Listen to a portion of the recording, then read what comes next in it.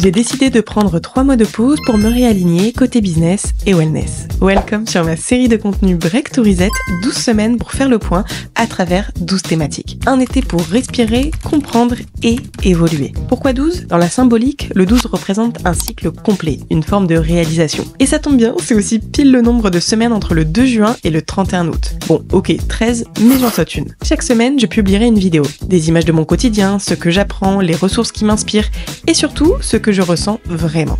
Si tu veux suivre ce parcours avec moi tout au long de l'été, n'oublie pas de t'abonner. Bon visionnage!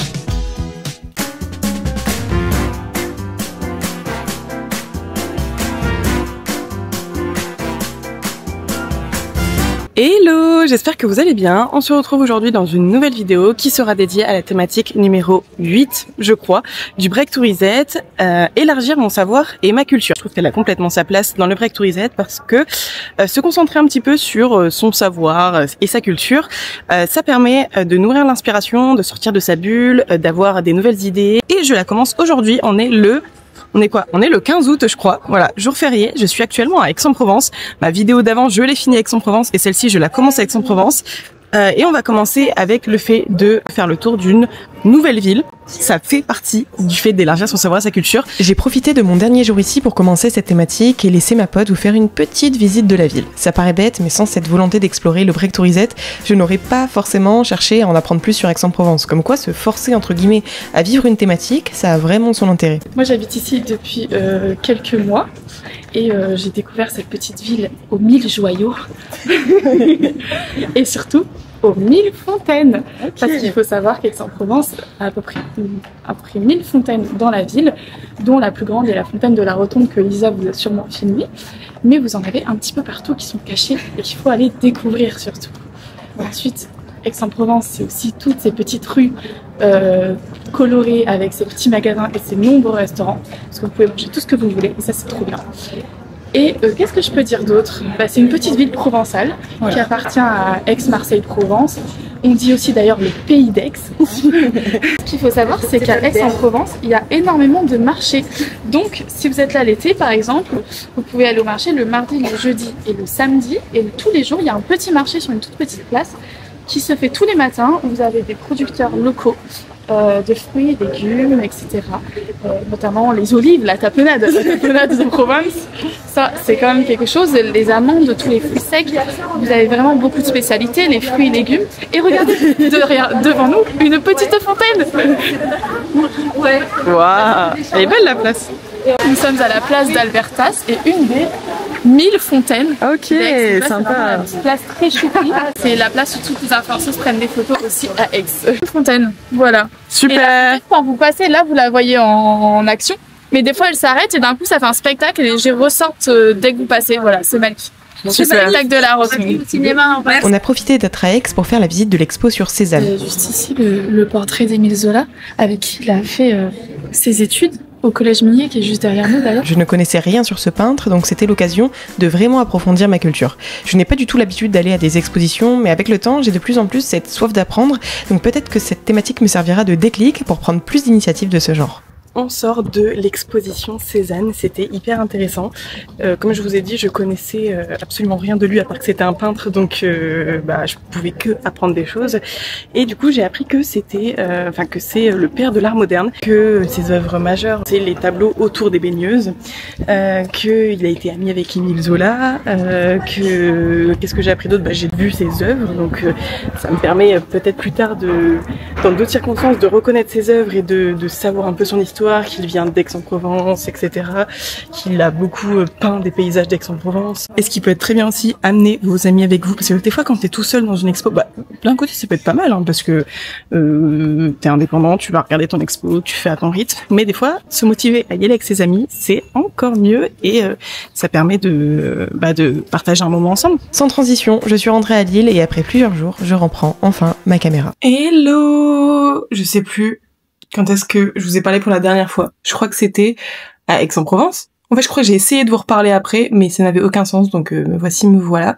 On est vendredi 22 août, et je continue enfin cette vidéo. J'étais censée filmer après Aix un peu toute la semaine pour, autour de cette thématique, mais j'ai eu, alors déjà le retour de vacances, juste me poser, reprendre ma routine, etc.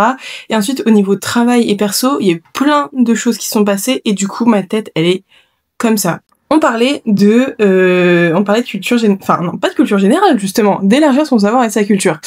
Et j'en ai profité pendant ma petite balade que vous avez vue juste avant pour écouter un podcast et c'est justement une des choses dont je voulais vous parler sur cette thématique, c'est les podcasts. Parce que les podcasts, c'est selon moi quelque chose qui peut apporter énormément de savoir, de connaissances, de culture. Au premier abord, j'allais vous parler d'un podcast, cliché, au cœur de l'histoire, que j'écoute vraiment, mais je l'écoute surtout le soir avant de dormir. Et quand j'ai vu ça, je me suis dit, non, en fait, c'est trop cliché. C'est trop cliché parce que dès qu'on parle de savoir, de culture, on pense directement seulement genre à la culture générale et à l'histoire, la géographie, le français, la littérature. Mais en fait, c'est pas que ça. Élargir son savoir et sa culture, c'est juste avoir plus de connaissances pour être en capacité de prendre des meilleures décisions, de comprendre les références, d'avoir plus d'inspiration, de pouvoir créer des choses en ayant plus d'outils en tête. Enfin, en fait, c'est tout ça. C'est pas juste savoir toutes les dates d'histoire par cœur. Ça, ok, c'est cool si tu le sais, mais c'est pas vraiment dans ce sens-là que moi je veux le tourner. C'est vraiment juste engranger le plus d'informations sur des sujets soit qui nous passionnent ou même des sujets qui nous passionnent pas forcément mais juste parce qu'on ne peut pas non plus se fermer que à ce qui nous passionne parce qu'on peut très vite faire le tour et je trouve que le podcast, c'est quelque chose qui aide beaucoup là-dedans. Moi, j'ai envie de vous parler, en fait, de tous les autres podcasts que j'écoute. En fait, tous les podcasts peuvent apprendre des choses. Et justement, là, pendant ma balade, j'ai écouté un podcast de Mathilde Wade sur la manifestation et le journaling.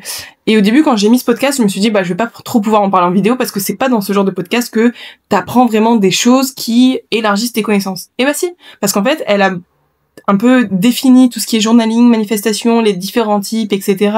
Même l'histoire derrière le journaling, enfin plein de choses comme ça. Et du coup, ça m'a ouvert mon esprit et ça a ouvert différentes portes qui peuvent m'amener à m'intéresser et à découvrir d'autres choses. Et du coup, je comprends mieux ces sujets-là et du coup, j'ai plus de connaissances et donc je suis plus apte à aller voir plus loin et peut-être à créer des choses en lien avec ça, à m'en servir pour m'inspirer. Enfin, ça ouvre le champ des possibles en fait. N'hésitez pas à mettre vos podcasts préférés en commentaire parce que je suis toujours à la recherche de nouveaux podcasts. Enfin, moi, j'écoute beaucoup de podcasts. Alors, soit business, comme par exemple Génération Do It Yourself ou le podcast de Pauline Legnaud, ça j'écoute beaucoup. Et pareil, quand on regarde ça, on se dit c'est pas là-dedans que je vais apprendre des choses. Ok, je vais avoir peut-être des idées business ou apprendre des choses comme ça, mais ça fait partie du savoir et des connaissances et de la culture quand tu sais comment telle entreprise a été créée, quelles sont les stratégies qui ont été mises en place. Et en plus, souvent dans ces podcasts-là, ils parlent beaucoup, donc ils parlent aussi d'autres sujets que de leur entreprise et t'apprends forcément des choses. Et moi, je sais que la majorité de ma culture business, entrepreneuriat, les mots, les concepts, etc. Je les ai appris grâce au podcast parce que à force d'écouter et au début de pas comprendre, mais après avoir peut-être un podcast qui t'explique, faire tes propres recherches, etc. T'apprends plein de choses. Je vous avoue que c'était pas la meilleure semaine pour filmer cette thématique, car j'ai eu beaucoup de choses à gérer, niveau pro et perso, mais comme le Break to Reset doit s'intégrer à notre quotidien, j'ai décidé de continuer. C'est la vraie vie, finalement. Ah oui, et je mange devant la Villette des Cœurs Brisés. Je casse le mythe, désolé, mais ça me vide la tête. Disons que c'est de la pop culture, ok ? Bon, finalement, hier soir, je me suis mise devant 2 films et j'ai eu la flemme de reprendre ma caméra pour en parler. Donc, me voilà le lendemain, samedi à... Il est quelle heure ? 14h je crois. Donc hier, j'ai regardé $1 Million Baby. C'est un film que j'avais déjà vu. C'est un film réalisé par Clint Eastwood sur une boxeuse qui part de rien et qui arrive au sommet. Et puis, je vous laisserai voir. Mais c'est un super film. Je l'avais déjà vu il y a très longtemps. Et je voulais le revoir parce que je sais que c'est un classique et je voulais le revoir en tête. Et le deuxième film que j'ai regardé, c'est Les Heures Sombres. Donc c'est sur Winston Churchill, l'ancien premier ministre du Royaume-Uni pendant la Seconde Guerre mondiale. Et ça, c'est plus un film historique qui apprend des choses sur comment ça s'est passé à l'époque, comment Winston Churchill a agi à l'époque, etc. Et c'est hyper intéressant. Et moi, j'adore l'histoire, donc j'aime beaucoup ce genre de film. Comment un film juste classique peut élargir les connaissances. Tu comprends beaucoup mieux les références qui peuvent être faites dans des films, dans des séries, dans des livres, lors de discussions. Ah, t'as vu, t'agis un peu comme telle personne dans tel film, où on dirait que je trouve ça hyper important d'avoir ces références pour beaucoup mieux comprendre ce que les gens veulent nous dire. En fait, pour moi, des films classiques, c'est des films qui ont marqué le cinéma. Et d'ailleurs, j'ai vu récemment que le Time a sorti une liste 100 films, les 100 meilleurs films du 21e siècle. Tu peux faire le tour et te dire, ok, bah j'ai envie de voir tous les films de cette liste, et c'est beaucoup plus simple que de traîner 20 ans sur Netflix à chercher le film que tu vas regarder ce soir. En fait, c'est implicite, mais ça en devient explicite. Et c'est comme le mec qui me dit quand je lui demande mon stylo, enfin je lui demande son stylo pour signer la feuille de présence, elle dit non, il est assis à côté de moi, il me dit tu me le rends par contre. Non, je vais te voler ton 4 couleurs. Mais attends, mais quand tu dis, du coup, les gens, genre, c'est nos camarades de promo, tu penses qu'ils aiment pas que tu sois là? C'est pas qu'ils aiment pas, j'irai pas jusque-là. Mais en soi, si on n'était pas là, ils seraient contents. Bon, je pense que vous commencez à comprendre le principe de cette vidéo et le message que j'avais envie de vous transmettre sur le fait que c'est indispensable de continuer constamment à élargir son savoir, sa culture, ses connaissances pour avoir une meilleure compréhension du monde, prendre des meilleures décisions, être plus créatif, être plus inspiré. Quand tu veux faire un break to reset et que tu veux, par définition, te recentrer sur toi-même et essayer d'évoluer positivement en tant que personne et dans ta vie, il faut un moment te recentrer sur ça et te dire que c'est pas juste du loisir de lire un livre, regarder une vidéo YouTube, etc. C'est indispensable pour continuer à évoluer, continuer à comprendre le monde qui t'entoure. Et c'est impossible pour moi de continuer à évoluer en tant que personne en cessant d'apprendre. J'ai besoin d'avoir ces petites graines dans mon cerveau qui plus tard peuvent de fil en aiguille mener à des déclics dans ma tête ou des choses où je vais beaucoup mieux comprendre un sujet parce que j'ai lu un article. Enfin, c'est toujours le même principe, que ce soit sur des livres, des films, des documentaires, etc. C'est toujours le même principe. Le fait d'accumuler des petites connaissances à droite à gauche, ça permet de mieux en mieux comprendre le monde qui vous entoure, et voilà, c'est indispensable. Je voulais d'ailleurs vous parler de dernières petites choses que je vais pas du coup illustrer en le faisant avec vous, mais qui me paraissent importantes. Tout d'abord, prendre des formations. Des formations, c'est je pense que c'est le summum de la connaissance. Enfin, je sais pas si c'est le summum de la connaissance, mais en fait, dès qu'on arrête l'école, on arrête d'apprendre, on arrête de se former. Ok, on peut peut-être lire des livres, etc. Mais de manière générale, on arrête de s'asseoir à notre bureau et d'écouter quelqu'un nous apprendre des choses. Pourtant, c'est aussi une manière d'élargir ses connaissances. Et personnellement, moi, j'ai pris une formation plutôt business. Alors attention, hein, on les connaît les formations business, mais en gros, Pauline Léniaud, qui est la cofondatrice de Génio, donc une grande marque de joaillerie qui a sa place Vendôme et qui est distribuée partout dans le monde. J'ai que 100% confiance en cette femme, et je sais que depuis des années, elle propose des formations sur des sujets quand même liés au business. Et du coup, là, vu que j'ai un nouveau projet qui va bientôt sortir, alors c'est pas celui que je vous tease sur les réseaux, c'est encore un autre, donc je vous parlerai quand ça sera un peu plus concret, mais j'ai besoin de me former sur certains sujets parce que j'ai pas toutes les connaissances, notamment en création d'entreprise, développement de business, etc. Donc j'ai pris une formation là-bas. Donc moi voilà, c'est un exemple de formation, mais sur plein de sujets, même avec le CPF, il y a plein de moyens de continuer à se former. Donc ça, je vous conseille de prendre des formations sur des sujets qui vous intéressent, alors soit sur des sujets dont vous avez besoin pour évoluer dans votre milieu professionnel, soit des formations sur n'importe quel sujet, mais juste parce que vous avez envie d'apprendre. Et il y a rien de mal à juste vouloir apprendre sans intérêt derrière. Enfin, en fait, si l'intérêt c'est juste d'avoir plus de connaissances sur le sujet, mais c'est pas forcément pour évoluer professionnellement qu'on fait des formations. Des fois, c'est juste pour apprendre. Et c'est bien aussi juste d'apprendre. Bref. Deuxième chose dont je voulais vous parler, c'est un documentaire sur Arte que j'ai vu passer sur TikTok hier. J'ai pas le temps là de le regarder avant de finir cette vidéo, mais du coup je vous le mets ici. Comment passer du savoir à la connaissance. Je vais le regarder, pas avec vous du coup, mais je vais le regarder et je vous conseille aussi de le regarder. Voilà, petite ressource en plus, ça fait pas de mal. Je crois que c'est tout. Ah non, après c'est basique ce que je vais vous dire. Juste les livres. Moi j'ai un livre sur ma table de chevet là que je laisse traîner depuis le début du Break to Reset. En fait, c'est la biographie là de l'ancienne première ministre néo-zélandaise que j'ai acheté avec vous, hein, je pense que vous l'avez vu dans une des vidéos, mais que j'ai laissé traîner avec les vacances, tout ça, j'ai pas du tout eu le temps de lire. J'adore lire des livres sur des femmes inspirantes, des biographies, voir comment elles ont évolué, etc. J'ai lu par exemple les livres de Michelle Obama, les deux, et c'était ultra intéressant, et j'ai appris plein de choses, et ça m'a vraiment élargi ma vision d'être une femme puissante, de gravir les échelons, du temps que ça peut prendre. Enfin, ça m'a...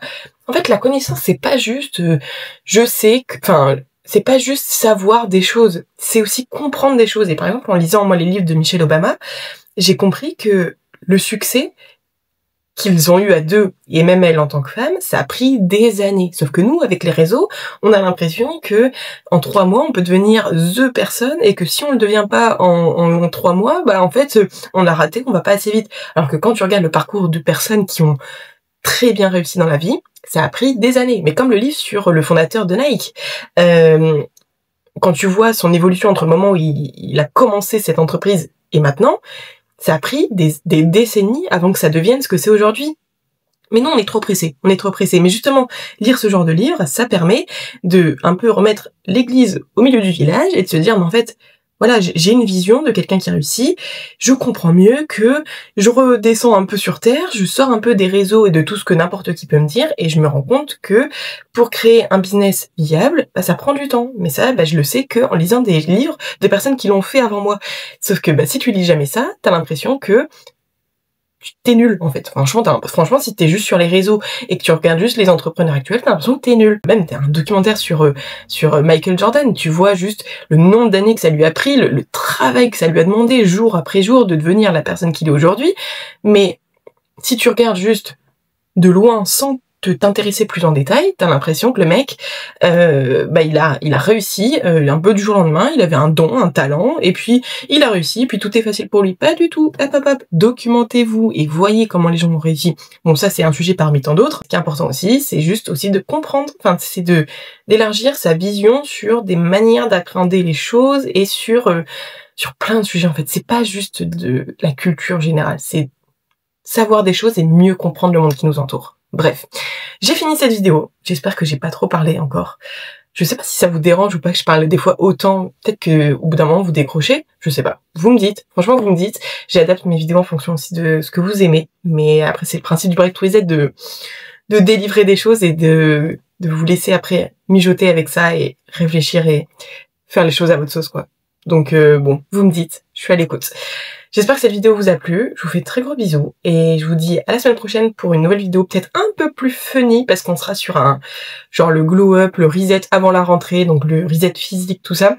Ça sera un peu plus fun, donc j'espère que ça vous plaira et je vous fais de gros bisous. À très bientôt. N'oubliez pas de vous abonner ici et sur Instagram et à très vite.